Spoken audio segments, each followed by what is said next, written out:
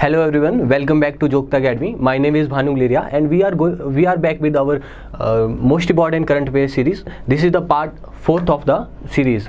तो पार्ट 4 शुरू करने से पहले मैं कुछ करेक्शन करना चाहूँगा. जो हमारा पार्ट 2 था उसमें गलती से मैंने वुलर लेक को महाराष्ट्र में बता दिया था, रामसर साइट.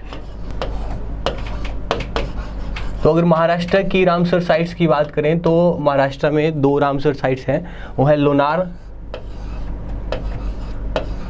लेक और नंदूर महादेश्वर.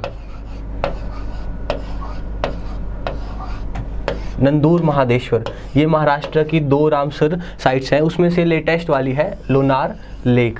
तो और अगर 42nd जो रामसर साइट की बात करें तो है तसोकार. So we are very sorry for that. और लगातार हम इस तरह से आपकी जो कमेंट सेक्शन से करेक्शन करते हैं, इसके लिए धन्यवाद करना चाहेंगे. और we are seeking more engagement from your sites in upcomings video. तो आज की वीडियो स्टार्ट करते हैं. पहला क्वेश्चन है, what is the world's most polluted city as per the US air quality index. US air quality index की बात कर रहे हैं और मोस्ट पॉल्यूटेड सिटी की बात कर रहे हैं. तो ऑप्शन ए है दिल्ली है, ऑप्शन बी है लाहौर है, ऑप्शन सी है न्यूयॉर्क है, ऑप्शन डी है बीजिंग. तो अगर इसका सही आंसर है ऑप्शन बी लाहौर. अगर सेकंड मोस्ट पॉल्यूटेड सिटी की बात करें तो वो है आपकी दिल्ली. अब ये है यूएस एयर क्वालिटी इंडेक्स. अब हमारा है इंडिया का air quality index, national air quality index. अगर इसमें बात करें कि किन किन जो पॉल्यूटेंट्स हैं उनको असेस किया जाता है, तो ये है आपका PM10 रहेगा, particular matter 10, PM particular matter 2.5, carbon जो मोनोऑक्साइड है, लेड है इसमें, अमोनिया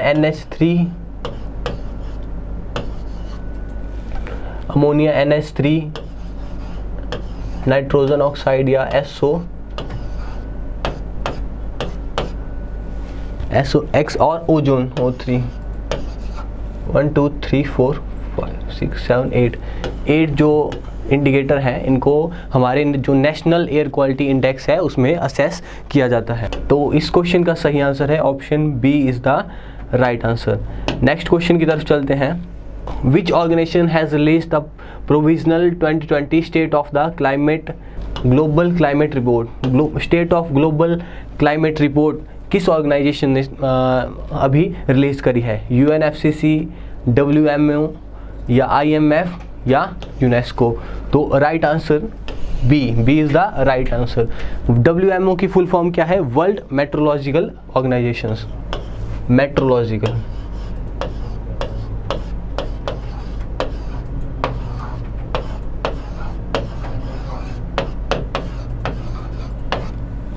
वर्ल्ड मेट्रोलॉजिकल ऑर्गेनाइजेशन. इस रिपोर्ट में बताया है कि 2015 से लेके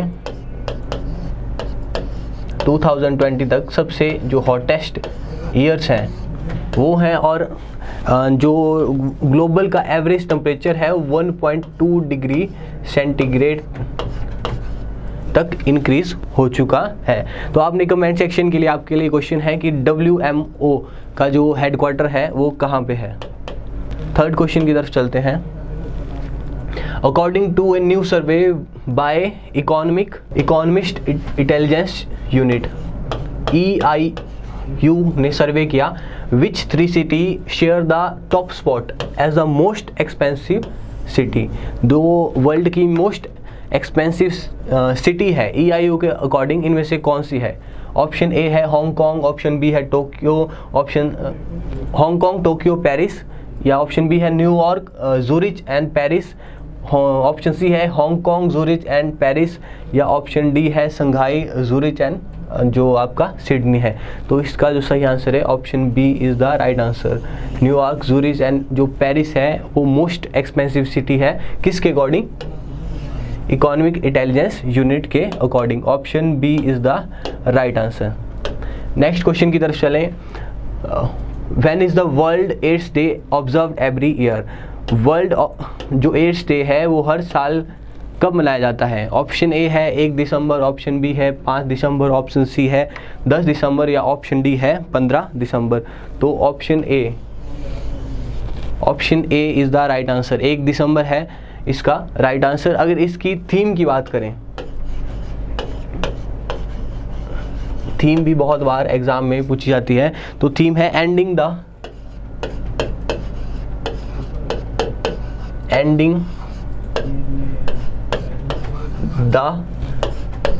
HIV/AIDS epidemic, resilience and impact. Epidemic, ये थोड़ा लैग कर रहा है तो एडजस्ट कर लीजिएगा। एपिडेमिक, रेजिलियंस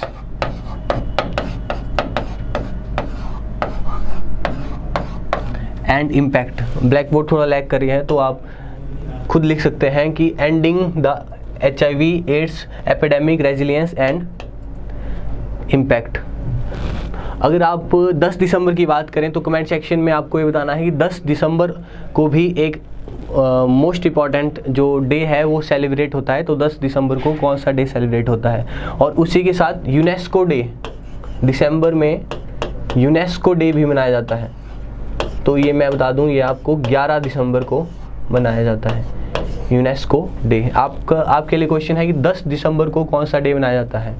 एड्स डे तो 1 दिसंबर को मनाया जाता है, लेकिन 10 दिसंबर के बारे में आपको कमेंट सेक्शन में बताना है। अगला है Bharat Dynamics Limited Hyderabad handed over its first heavy weight torpedo to the Indian navy.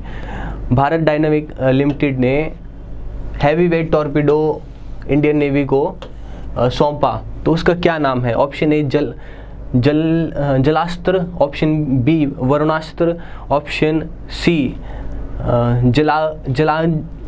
जलाग्निया, option D Samudra Shakti. तो ऑप्शन ए वरुणास्त्र जो इंडियन नेवी को दिया किसने?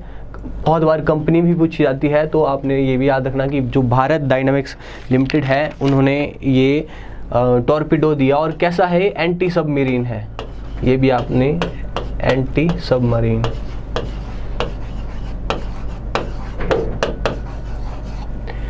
Varunastra, option B is the right answer. Next question है आपका, Bhasan 4 island which were seen in the news are located in which country. जो Bhasan 4 island है वो हम बहुत बार न्यूज़पेपर में देखते हैं, तो वो किस कंट्री में है? ऑप्शन ए है जापान में है, ऑप्शन बी चाइना में है, ऑप्शन सी बांग्लादेश में है, ऑप्शन डी लाओस में है। तो आप सभी जानते हैं कि option C is the right answer. Bangladesh में है, और इसमें क्या है, जो रोहिंग्या है,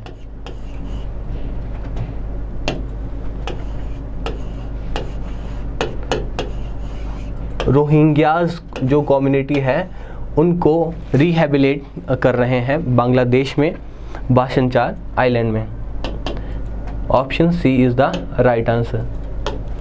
नेक्स्ट क्वेश्चन है, Tarun Gogoi passed away recently held from which state. Tarun Gogoi किस स्टेट से बिलोंग रखते थे? ऑप्शन ए है आसाम से, ऑप्शन बी है वेस्ट बंगाल से, ऑप्शन सी है अरुणाचल प्रदेश से, ऑप्शन डी है सिक्किम। तो option A is the right answer. ये 15 साल सीएम रहे हैं तरुण गोगोई आसाम के, और ये कांग्रेस पार्टी को बिलोंग करते थे। अभी इनकी जो देहांत हुआ है। नेक्स्ट क्वेश्चन है, जो ममित डिस्ट्रिक्ट है, ममित district which top the NITI Aayog rankings of aspiration district in which state. NITI Aayog ने जो एस्पिरेशनल डिस्ट्रिक्ट्स हैं उनकी रैंकिंग में ममित डिस्ट्रिक्ट को टॉप पे रखा है। तो ये किस स्टेट से बिलोंग करती है? ऑप्शन ए है आसाम से, ऑप्शन बी है सिक्किम से, ऑप्शन सी है मिजोरम से, ऑप्शन डी है आपका मध्य प्रदेश से। तो option C is the right answer. ये आपकी मिजोरम से बिलोंग करती है, कौन सी? ममित डिस्ट्रिक्ट। अब नीति आयोग ने कितनी डिस्ट्रिक्ट एस्पिरेशन डिस्ट्रिक्ट को इसमें असेस करा? तो 112 जो एस्पिरेशन डिस्ट्रिक्ट थी उसमें इन्होंने इनको असेस करा। अब सवाल ये होता है कि एस्पिरेशन डिस्ट्रिक्ट होती क्या है? वो डिस्ट्रिक्ट जिनमें सोशियो और इकोनॉमिक बैकवर्डनेस है, सोशियो और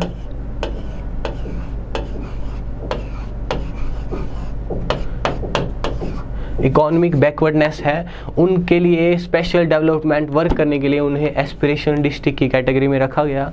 और अभी रिसेंटली लगभग 117 प्लस जो डिस्ट्रिक्ट हैं, 117 प्लस जो डिस्ट्रिक्ट है वो एस्पिरेशन डिस्ट्रिक्ट है। लेकिन नीति आयोग ने जब असेस करा था तो 112 डिस्ट्रिक्ट में से जो ममिट डिस्ट्रिक्ट थी उसे टॉप रैंकिंग में रखा था डेवलपमेंट एफर्ट्स के लिए। अगला है which of the following is not a missile of Indian Navy? इनमें से कौन सी इंडियन नेवी की मिसाइल नहीं है? Agni, option B Prithvi, option C Astra, option D Akash Shastra. Agni की बात करें, अग्नि भी मिसाइल है, पृथ्वी भी मिसाइल है, अस्त्रा भी मिसाइल है, आकाश भी है, लेकिन ये शस्त्रा यहाँ थोड़ा मिसप्रिंट हो गया है, तो शस्त्रा आपकी मिसाइल नहीं है। अगर अग्नि मिसाइल की बात करें तो अग्नि किस तरह की मिसाइल है? ये बहुत बार क्वेश्चन पूछा जाता है। सरफेस टू सरफेस मिसाइल है, सरफेस टू सरफेस मिसाइल है अग्नि। अगर पृथ्वी की बात करें, पृथ्वी भी आपकी सरफेस टू सरफेस है। अगर अस्त्रा की बात करें तो ये एयर टू एयर है। और आकाश अलग है, आकाश अलग है। तो आकाश की बात करें, आकाश मैंने पिछली वीडियो में बताया था, ये है सरफेस टू एयर मिसाइल। लेकिन ये शस्त्रा जो है ये मिसाइल नहीं है, ये ई ऑप्शन होना था, तो E is the right answer. Next question है Navy Day celebrated each year to commemorate which operations? Navy Day celebrate किया जाता है हर साल किस ऑपरेशन की सेलिब्रेशन करने के लिए? Operation black thunder, operation blue star, operation tornado, operation Trident. तो इसका जो सही आंसर है option D is the right answer, operation Trident. Operation Trident को लगभग अभी 2021 में 50 ईयर हुए हैं। 1971 में जो इंडिया और पाकिस्तान के बीच वॉर हुआ था उसके बीच में इंडियन नेवी ने ऑफेंसिव अटैक करा, ऑफेंसिव अटैक करा था। कहाँ पे? कराची में।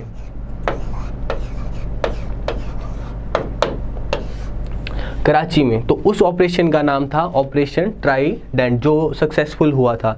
उसके 50 साल पूरे होने पे नेवी डे ने ये आज सेलिब्रेशन हो रही है। नेक्स्ट क्वेश्चन है द पिलभिट रिजर्व विच वैग द इंटरनेशनल अवार्ड? पिलभिट रिजर्व है, उसको इंटरनेशनल अवार्ड मिला, TX2 अवार्ड का नाम है TX2 for more than doubling the number of which animal? W है विच एनिमल, किस एनिमल्स के नंबर को डबल करने के लिए पिलभिट रिजर्व में TX2 अवार्ड मिला? ऑप्शन ए है लॉयन, ऑप्शन बी है पीकॉक, ऑप्शन सी है राइनो, ऑप्शन डी है टाइगर। तो इसका जो सही आंसर है ऑप्शन डी। टाइगर की जो नंबर्स हैं उसको डबल करने के लिए पिलभिट टाइगर रिजर्व को अवार्ड मिला, international award TX2 award. Option D is the right answer. अगर टाइगर की बात करें तो आपने कमेंट सेक्शन में बताना है कि project tiger, project tiger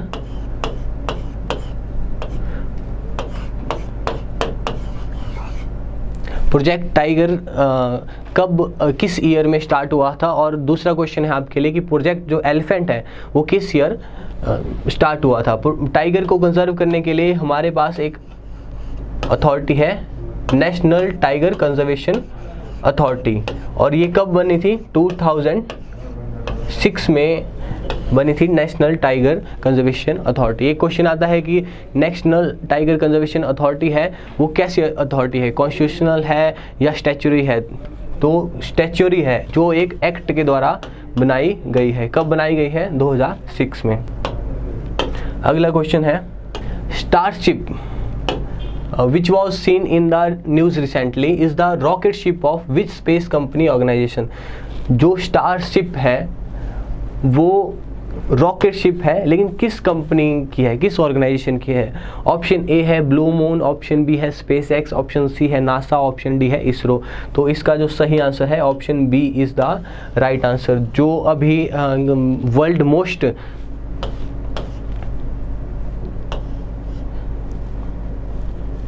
space x Elon Musk जो सबसे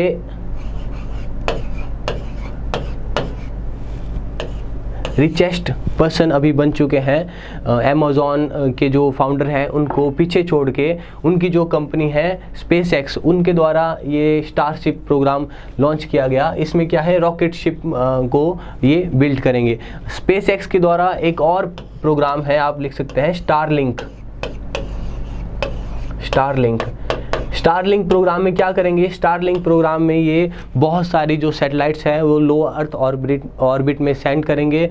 इसके द्वारा इनका एम रहेगा कि जो इंटरनेट को है चीप और अफोर्डेबल बनाना, ताकि जो आपकी 5G टेक्नोलॉजी है या 6G टेक्नोलॉजी है उनको जो आम आदमी है उसके लिए अफोर्डेबल कर सकें। और जो स्टारशिप प्रोग्राम है इसके द्वारा ये मार्स में लोगों को पहुंचाएंगे। नेक्स्ट क्वेश्चन की तरफ चलते हैं।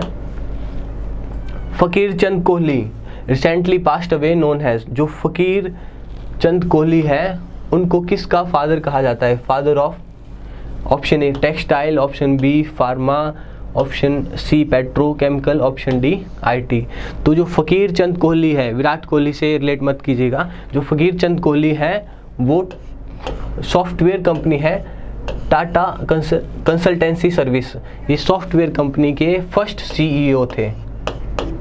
तो आप अब समझ गए होंगे कि option D is the right answer. जो फकीर चंद कोहली है वो फादर ऑफ IT के नाम से भी इन्हें जाना जाता है। नेक्स्ट क्वेश्चन है the young champion of the earth prize. Young champion of the earth prize is awarded by which organisation? किस ऑर्गेनाइजेशन के द्वारा दिया जाता है? ऑप्शन ए है यूनेस्को, ऑप्शन बी है UNFCC, ऑप्शन सी है नासा, ऑप्शन डी है UNEP। तो young champion of earth prize है वो UNEP के द्वारा दिया जाता है, यूनाइटेड नेशन एनवायरनमेंट प्रोग्राम। अगर अब आपको ये बताना है कि इंडिया में young champion of earth prize किस पर्सनैलिटी को मिला था, कमेंट सेक्शन में आपने ये बताना है। अगर इसकी बात करें तो 7 कैटेगरी में साइंटिस्ट, एंटरप्रेन्योर्स, इंजीनियर, एक्टिविस्ट, अलग अलग कैटेगरी में लोगों को दिया जाता है। और $10,000 इसमें कितने दिया था आपको? $10,000 $10,000 इसमें प्राइस दिया जाता है। Next question, sorry, Cambridge dictionary has named word of the year. Cambridge dictionary के अकॉर्डिंग जो वर्ड ऑफ द ईयर 2020 है किस वर्ड को दिया गया? ऑप्शन ए है आइसोलेशन, ऑप्शन बी है पैंडेमिक, ऑप्शन सी है क्वारंटाइन, ऑप्शन डी है कोविड-19। तो अगर इसका जो सही आंसर है ऑप्शन सी क्वारंटाइन। अगर आप पैंडेमिक से कंफ्यूज हो रहे हैं तो पैंडेमिक अमेरिका की एक ऑर्गेनाइजेशन है मैरीरियाम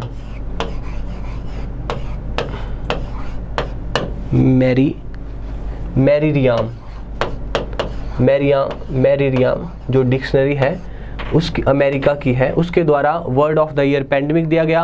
अगर कैम्ब्रिज की बात करें तो ये ऑप्शन सी जो क्वारंटाइन है उसको वर्ड ऑफ द ईयर 2020 दिया गया। नेक्स्ट क्वेश्चन की तरफ चलते हैं।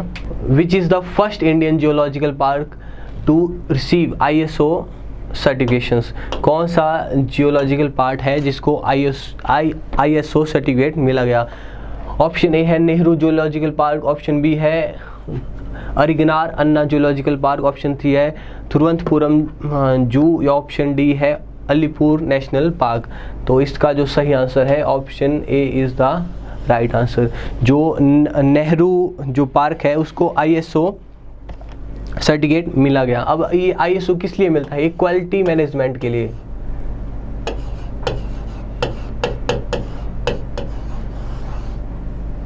क्वालिटी जो मैनेजमेंट के लिए ये सर्टिफिकेट मिलता है, ताकि इन्होंने सैनिटेशन या फूड प्रोसेसिंग जो वहाँ के एनिमल्स को दी जाती है उस सब का स्टैंडर्ड मेंटेन रखा ग्लोबल लेवल पे, इसलिए इन्हें दिया जाता है नेहरू जूलॉजिकल पार्क। प्रधानमंत्री सहज बिजली हर योजना इज ऑल्सो नेम हैज, जो प्रधानमंत्री सहज बिजली हर घर योजना है उसको दूसरे किस नाम से जाना जाता है?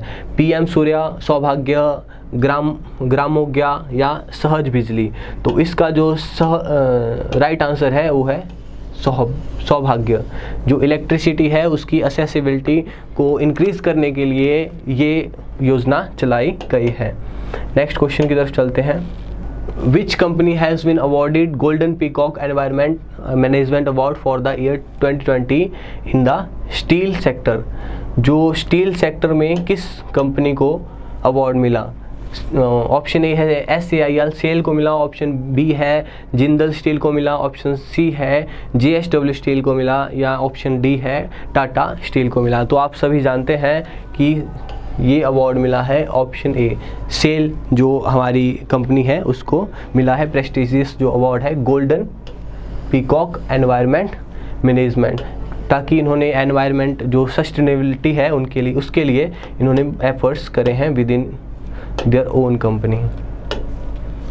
नेक्स्ट क्वेश्चन है, India first indigenous developed 100 octane premium petrol XP 100।